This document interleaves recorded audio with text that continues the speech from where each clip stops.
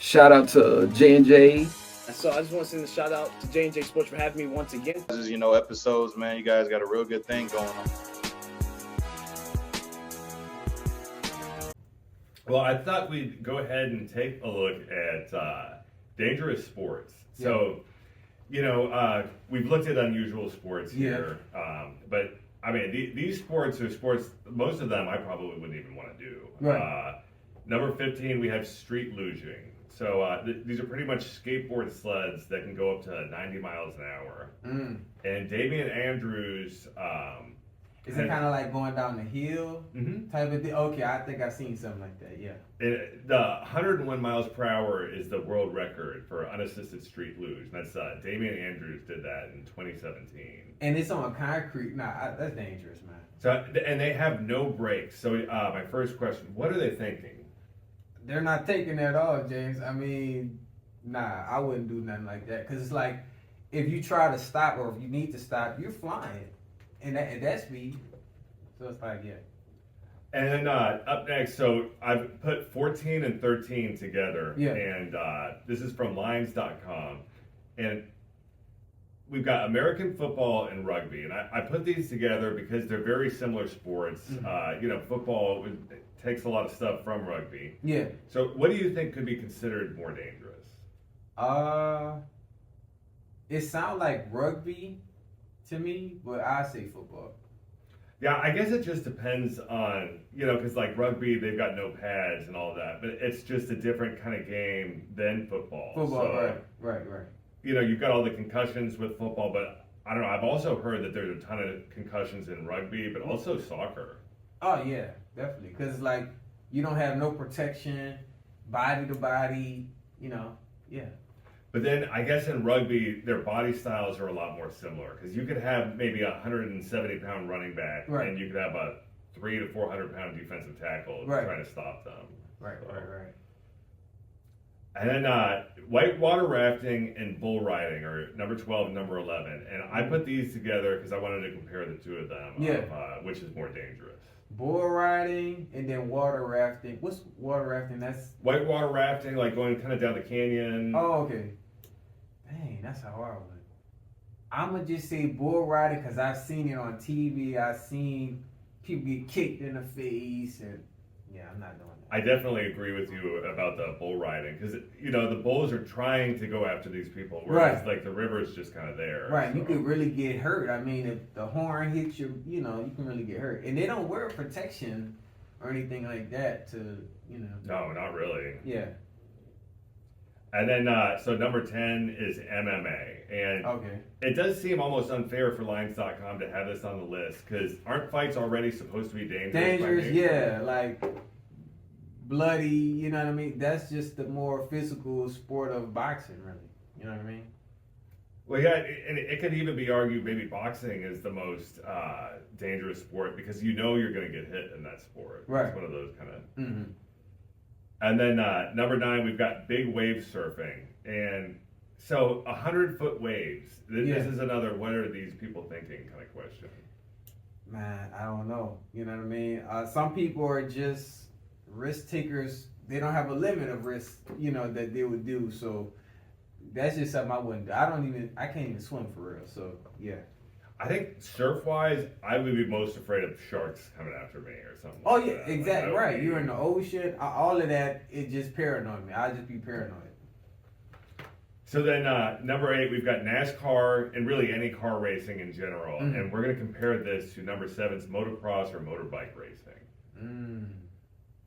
I don't look at NASCAR as you can get hurt, but I don't look at it like too dangerous if you know what you're doing.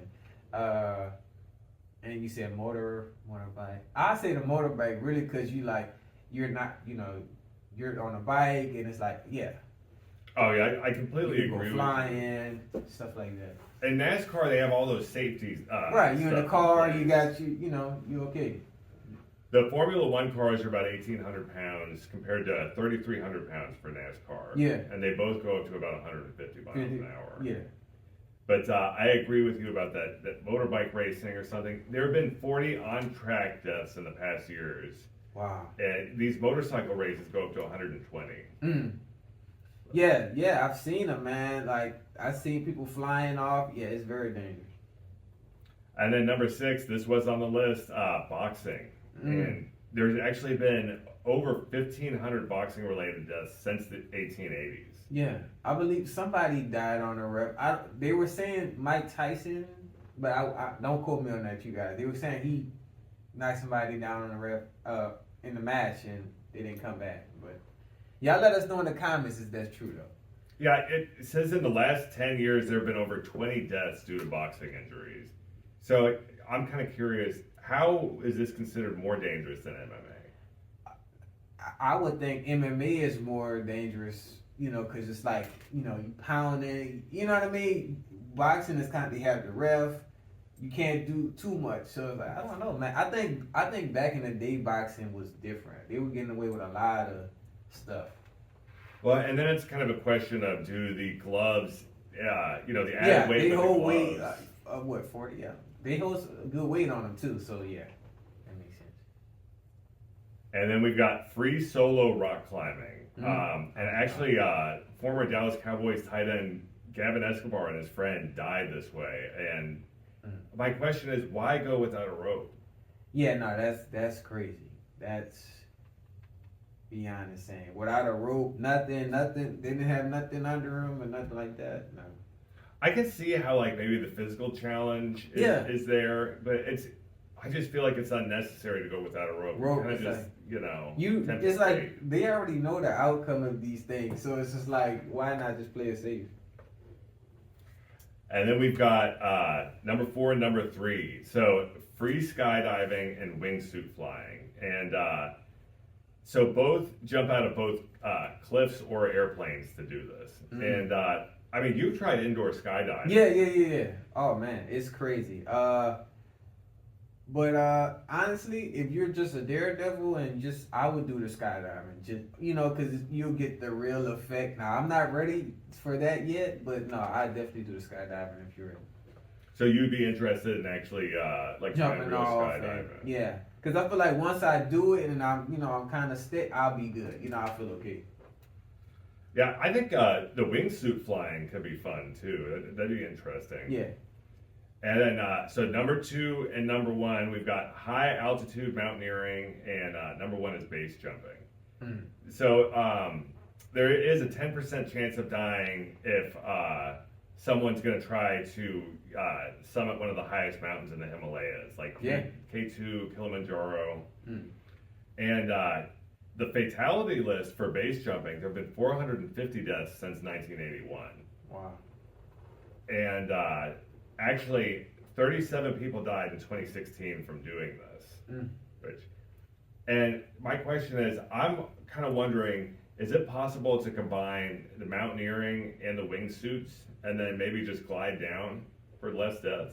Yeah, they can try to. I think putting those two together would help, because like I said, you have something that's kind of steering you, and you know what I mean, it'd be more safe. And then you don't have to bring food for the way down. You don't have to spend days and days going down like icy slopes and all of that. Exactly. But y'all let us know about that. Do y'all enjoy dangerous sports? And which of these on the list do you think was the most dangerous? Absolutely. But yeah, man, that's the end of our show today, man. We appreciate you guys just checking in on us on UHDI Radio. And, you know, we appreciate you guys. James? Everybody, please make sure to follow the UHDI Radio social media links. We got a lot of really great DJs. We got a lot of really great shows here planned for y'all. And check us out on TikTok. Check us out on Instagram, YouTube, and Facebook, and YouTube. Pretty much everywhere, man. But yeah, you can check us out, man, with the latest sports news and updates. But as always, I'm your sports analyst, Jamar McKeel. I'm James Sherwood. And y'all just got served with J&J Sports, episode 96. We'll see y'all next time. J&J Sports. Coming to y'all live in 2025.